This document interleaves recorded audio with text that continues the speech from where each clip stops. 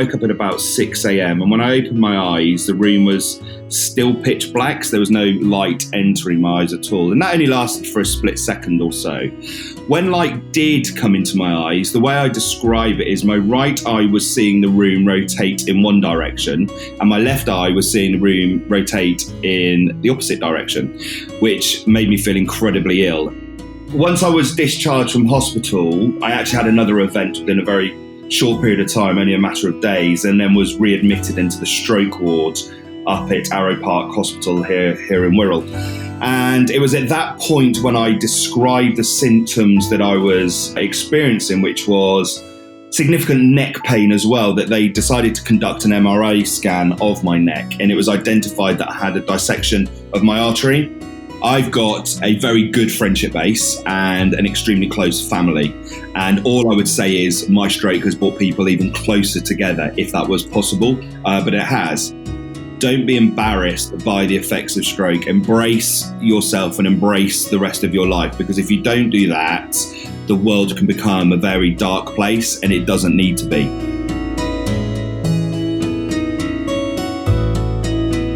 Hello, this is Stroke Stories, and I'm Mark Goodier.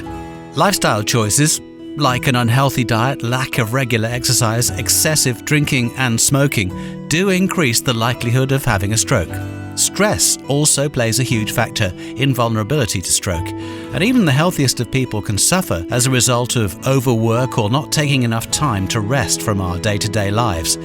Our understanding of what causes a stroke is getting better, but survivors still find that there aren't always enough resources to help them when they're on the road to recovery. So we started Stroke Stories, the podcast, to seek out and to hear from stroke survivors. In this episode, we'll hear from Craig Pankhurst from the Wirral, who suffered a stroke at the age of 39. My primary focus was sports and swimming in particular. I reached international level. And then once I stopped swimming, which was due to injury, I went on a graduate scheme with a global PLC and then moved into the world of kind of business and commerce. And then in the immediate time before my stroke, I was actually a business owner with two other founders, and we were in the space of education and training. And Liverpool Football Club were our largest client, delivering training and development to their staff. So it was a very busy time. I'm married with two young girls. One at the time was aged 12 and one was aged 8. So as you can imagine, as a family man and a business owner, life was quite frenetic, and there wasn't much spare time to look after my physical or mental well-being. I woke up at about 6 a.m. and when I opened my eyes, the room was still pitch black, so there was no light entering my eyes at all. And that only lasted for a split second or so. When light did come into my eyes, the way I describe it is my right eye was seeing the room rotate in one direction and my left eye was seeing the room rotate in the opposite direction, which made me feel incredibly ill. I was suffering with a crushing migraine at the time. And when I tried to kind of give my wife a nudge to let her know that I wasn't feeling so good, she clearly saw that I wasn't well. I went to the bathroom after trying to stand up and that not being a particularly successful event as I collapsed on the floor. I went to the bathroom where I was pretty sick, and then crawled back to bed, and then stayed in bed for a number of hours with this constant migraine sandwiched between periods of vomiting in the ensuite. Now, we did all of the tests, the FAST, for example, to see what it was I was struggling with. And I was under pressure at work, so I put my migraine and sickness down to stress from work, because actually I didn't present as a classic stroke patient at all. So the test that we conducted, I raised both arms above my head absolutely fine. So as I say, I didn't present as a classic stroke patient. So we didn't realise at the time that I was actually having a stroke. So I did the typical blokish response and say, I'll be fine, I just need to sleep it off. But ultimately, that wasn't the case. And a couple of days later, I did go to hospital, where after a CT scan, they found a couple of areas of damage to my brain, and then the following day conducted the MRI scan, and that was where they identified that I'd had a stroke. It seemed Craig was getting better, but he wasn't yet out of the woods. Once I was discharged from hospital, I actually had another event within a very short period of time, only a matter of days, and then was readmitted into the stroke ward up at Arrow Park Hospital here in Wirral. And it was at that point when I described the symptoms that I was experiencing, which was significant neck pain as well, that they decided to conduct an MRI scan of my neck, and it was identified that I had a dissection of my artery. So it's understood that from that dissection, a blood clot formed and then moved to my brain, and that was the cause of my stroke. After the first stroke, I was in hospital for only 4 or 5 days or so before I was given early discharge. But then when I had the second event, which I say was only a matter of days later, I was in hospital then for just over a week and then discharged again. But because they identified the cause of my stroke, I'm now under the care of the Walton Centre at Liverpool, a specialist neurologist centre where I have my own neurologist, and I'm just awaiting my appointment with my neurosurgeon for them to decide what the best course of action is for my dissection. I think we're really lucky with the geography in which I had the stroke. Up here in the northwest, we seem to have a fantastic NHS provision, both in the Wirral and across in Liverpool as well. So when I was discharged from hospital after the second event, I had physiotherapy. And because the effects that I have aren't necessarily significantly physical disabilities, my physiotherapy went very, very well. I did have occupational therapy. As I mentioned, I had my own business, so it was important for me to get back into my role as MD as quickly as possible. So the occupational therapist that I had was superb and came to my house all my business in the immediate aftermath of the stroke, probably 3 times a week. And then that tailored down over a 2-month period to then being once a week and then once every couple of weeks. But the provision I had up here was exceptional. Before his stroke, Craig had been working 16-hour days running his own business, and returning to work proved to be a daunting prospect. I know that stress and kind of anxiety at work, we're going through a particularly challenging time, were probably, if not certainly, contributory factors to the reason for my stroke and the reason for the dissection. So going back into what was quite a stressful working environment certainly made me anxious. But when you're a business owner, you have no option to do it. Ultimately, due to my experiences and my rehab and recovery, we made the decision as a board in September of last year that the best thing to do would be to pass the business on. So we went through a process of liquidating it and then passing the contracts that we had to other trusted organisations who would then pick up those that were in training with my business. Emotionally, it was very, very difficult when you've worked incredibly hard. We only had the business for 3 years, but we'd scaled the business very, very quickly and won some prestige clients, which we were all incredibly proud of. So the emotional side of it was very, very challenging. And it was the case for me is to say, well, kind of what next in this next phase of my life? I threw everything into my business, as did the other co-founders, both in terms of finance, but certainly time and effort, and to make the decision that actually moving forward, the best thing for me personally was for us as a board to kind of park where the business was and pass over. It was a very difficult decision. One I look back on and reflect and realise it was actually the right decision. So I'm glad that decision was made in the time it was made. Craig decided that he wanted to make an impact in another way, so set up his own charity for fellow survivors called A Stroke of Luck. I'm not very good at sitting still and relaxing, and my rehab and recovery, it was identified by my occupational therapist very, very quickly that asking me to sit and rehab at home with kind of nothing to do wouldn't be a good thing for me. I've got quite an active mind. So after speaking with my family, I decided I wanted to start a new venture, but I didn't want to get involved in the private sector anymore. I wanted to marry together the 2 areas of my life that I'm most passionate about, one being a stroke survivor, and the other, as I mentioned previously, sport was a major influence me on my formative years, and it was the degree route that I studied was sport and exercise sciences. Now, over the course of last summer and then leading into autumn, I spoke with a number of stroke survivors. And it was very, very evident to me that a lot of stroke survivors are not blessed with the NHS provision that I was lucky to experience. And when their NHS provision is over, it's kind of over to you for the rest of your life. So I thought, well, there's something, as a person that has a naturally positive disposition for life, there's something that I'm certain that I can do, marrying those two areas of life that I'm really passionate about, so survivor and fitness. And that was where a charitable idea came into my mind. And that was where the concept of the charity that we're launching, A Stroke of Luck, kind of came to fruition, was last autumn. And we did our digital launch of A Stroke of Luck on the 1st of May this year. Essentially, it's marrying stroke survivors with people that can offer physical rehabilitation. So the way in which I describe this, we know that each stroke survivor has this finite NHS budget that sits above our heads. And that budget varies in size depending on your postcode, your age, the severity of stroke, and a number of other variables.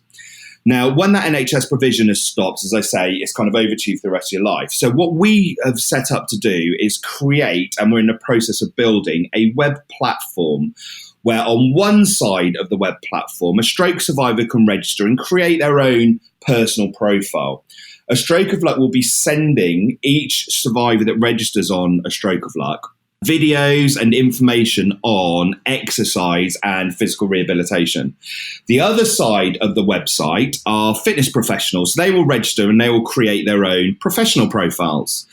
Now, very simply, the money that comes into the charity once this web platform has been built will be converted into credits, and these credits will sit in a digital bank account of stroke survivors. Stroke survivors can then spend their credits on fitness professionals, be it going into a gym environment and working with a fitness professional within a gym to support their physical rehabilitation. Or if they're not at capacity to be able to go into a gym environment and they haven't got the confidence, they suffer with anxiety, or from a physical perspective, they're not ready yet to go into a gym, a fitness professional will come into the home of a stroke survivor and support them with physical rehabilitation in the home. But it's all about supporting a survivor through a physical rehabilitation journey, because we all know that if you're physically well, your mental and emotional well-being is improved as well. And what we're trying to do is shift mindset from a stroke survivor having this victim status across to survivor status, because there is significant difference between those two. If you identify as a victim, ultimately that can lead to a lot of anxiety and depression. Whereas if you identify as a survivor, we hope the outlook on life will be a lot brighter for you. Craig's stroke threatened to put a complete halt on his life after all his hard work setting up his own business. But he didn't let it stop him, and he went straight back to the drawing board, building his own charity from scratch. Still to come on Stroke Stories, Craig reveals his positive attitude towards the impact of his stroke. I've always worn it as a bit of a badge of honour. I overcame the biggest challenge that life has presented to me so far, and I won. So I don't see a reason to have a stigma attached to me that, you know what, I survived a stroke. So I see that as a real positive. And how the stroke affected the people around him.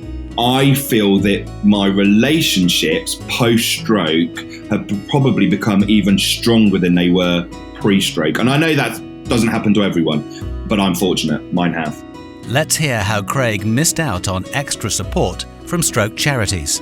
Unfortunately for me, and I don't think this is anything to do with the charities per se, but I fell through the administration gap between the NHS and the Stroke Association. So I think the Stroke Association do exceptional work, and I think the engagement they have with a number of survivors is superb. However, as I mentioned, I fell through an admin gap in that when I was discharged from hospital, I'm supposed to then engage with the Stroke Association, or the Stroke Association is supposed to engage with each survivor to support them through the next 12 months of that phase of their recovery journey. Unfortunately for me, the information about me was not passed to the Stroke Association. So when I was discharged from the hospital, the Stroke Association weren't aware of me and the stroke that I'd had, and therefore I slipped through the net. So I didn't have any intervention from any charity once I was discharged from NHS services. Difficult to say whether it's impacted me negatively. I actually look at it as it's impacted me positively, because that was another kind of precursor for me to want to start something to support stroke survivors, hence A Stroke of Luck. So the absence of provision for me has actually been part of the reason that I've created something, and this charity, which hopefully moving forward will support an awful lot of survivors around their physical rehabilitation. So it's definitely had an impact, but I don't know whether it's been a negative impact. Hopefully it'll be a very positive impact for, stroke survivors per se. I was always quite an emotional individual, but I've become a lot more emotional since I've had a stroke. I think my wife and my children would attest to that. As I mentioned before, I've got an unnaturally positive disposition for life. So what I didn't do is become withdrawn from society because of my stroke. I've always worn it as a bit of a badge of honour. I overcame the biggest challenge that life has presented to me so far, and I won. So I don't see a reason to have a stigma attached to me that, I survived a stroke. So as I say, I see that as a real positive, and it demonstrates to me that I'm a strong individual and a survivor, and that's how I want all survivors to view their being, is strong survivor status. Although Craig remains positive, his stroke has forced him to make changes to his day-to-day life. From my ability to do things with the family, in the very short term, it had a significant impact. So the effects that I suffer with post-stroke, the most debilitating issue I have is neurofatigue. So the way in which I live my life, and this is part of our charity's branding, is through a red, amber and green system. So when I'm in my green zone, as I am now, I can talk and I can walk, and I'm pretty much the same Craig as I was pre-stroke. As I start to fatigue, I lurch then into my amber zone, where my speech slows down, my thought process is slow, and my left side becomes a little weaker. And as I speak, I may get my words in the wrong order within a sentence structure. And as I become even more fatigued and move into my red zone, I am unable to communicate either verbally or physically. I understand where I am, so I don't have a loss of consciousness or anything like that, but I'm just too fatigued to articulate either a physical gesture or a verbal response. Now, the way in which I've learned to manage my life is look at the activities that I do on a day-to-day basis and then rate them as red activities, amber activities, or green activities. An example of a red activity would be if I go to the gym, my energy reserves are depleting more quickly than a green activity if I'm just sat reading at home. So I limit the number of red activities I do per day to ensure that I maintain the highest possible energy levels I can each and every day. So therefore that limits the amount of time I'm either in my amber or my red zone. But I've got used to that very, very quickly, as has my family. And it's just a different way of living, but it's no better and no worse than a previous way of living. Craig's stroke has also had a positive impact on his relationships with friends and family. I've got a very good friendship base and an extremely close family. And all I would say is my stroke has brought people even closer together, if that was possible, but it has. We've created something within A Stroke of Luck called the A-Team, and we are very passionate about each survivor having a very, very strong support network around them to support them in their rehabilitation and recovery and their onward journey through life. Now, each A-team needs a captain, and the survivor themselves needs to be the captain. And then the players that make up the A-team can be friends, it can be family, or it could be services like the NHS or other charities.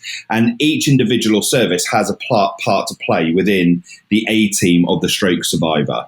Now, the reason we came up with that concept is because I truly believe that I've got a phenomenal A-team around me. I've got brilliant family who have been incredibly supportive, and the same for friends. And as I said earlier, the same from the provision I had from the NHS was incredible too. So I feel that my relationships post-stroke have probably become even stronger than they were pre-stroke. And I know that doesn't happen to everyone, but I'm fortunate. Mine have. My children are very, very open and kind of got the concept quite quickly. So the way I described it to them was, and they saw me while I was in stroke, I was in bed in the house. So they were both kind of very aware that dad wasn't very well. The way I describe it is I had a crushing headache. The room was spinning in all directions constantly, which caused me to feel incredibly ill. And I was very, very sick with it over that period of kind of 48 hours. I don't think I can put it in more simple terms than that. And I think that's quite easily understood by the children because they've suffered with headaches. Thankfully, nothing like I've I've suffered with, but they know what a headache is. They're both involved in sport quite heavily and train really hard at their sports. So they understand what it's like to push themselves to physical exhaustion and feel sick. They have an understanding and an empathy as to what I experience, but fortunately don't know exactly. But yeah, they're able to have a degree of understanding. The way I view me and the rest of my life is I kind of reset on the 28th of April last year. Craig had a life from birth up until the age of 39 and a bit. And then post-stroke, there's just a slightly different version of Craig. So everything kind of reset. There's new benchmarking. So what I learned to do very quickly is not compare post-stroke Craig with pre-stroke Craig, because I think that's incredibly unfair. And you always live life looking back thinking, I wish. Well, actually, I've got a new opportunity. My life was heading in one direction. I then had a stroke. So the journey that I was walking came to a dead end, and I'm veered off into a new direction. And there's nobody that will tell me that the new path that I'm walking is worse than the original path that I was treading. In fact, in some areas, it's a heck of a lot better. You know, I mentioned I had a business before. Now I don't. All right, I've got the charity, but I'm able to work from home. I'm spending a significant amount more time with my family, which is wholly positive, rather than just being kind of a slave to my job and a slave to the business and chained to the desk. Craig also has plans to improve his physical fitness. At my peak, I was training 6 hours a day. I had 4.9% body fat. I got into size 26 and 28-inch racing swimming trunks. I no longer look like that. I morphed into the ultimate sedentary male, kind of working 16 hours a day, not looking after my physical or mental well-being. So absolutely a goal I've got for kind of new Craig is to get a significant degree of physical wellness and physical health back. So I'm in the gym most days. My desire is to cut my weight down to being an athlete again. I'll never be an elite athlete ever again, but I'd like to be as healthy as I possibly can. And that is a real goal for me, and one that's a very achievable goal as well. So that's my passion. And then obviously watching, you know, my girls flourish in whatever aspect of life they're focused on, be it education or sports, you know, try and offer them every opportunity we can to enable them to have a very fulfilled life. And finally, Craig thinks that communication is a stroke survivor's greatest tool. For any stroke survivor, my advice is always communicate as best as you can with people around you and ask for help if you need help. Don't be embarrassed by the effects of stroke. Embrace yourself and embrace the rest of your life, because if you don't do that, the world can become a very dark place, and it doesn't need to be. So reach out to services, reach out to charities. If you need support, ask for it. And with regards to offering advice to those around stroke survivors, patience is a real thing I would ask people to have, because being a stroke survivor, it isn't easy, and some find it incredibly challenging to move to the acceptance stage of being a stroke survivor. So patience and time. Allow the stroke survivor to get comfortable in their own skin again and support them through that recovery and rehabilitation journey without becoming frustrated.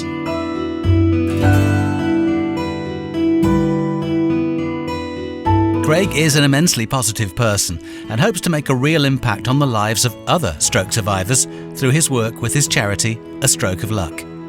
If you'd like to learn more about stroke, then please just search Stroke Association online, and for a dedicated webpage, search NHS Stroke.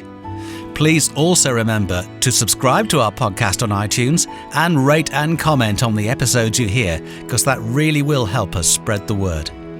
The Stroke Stories podcast was produced by Aidan Judd. I'm Mark Goodier. Thank you for listening.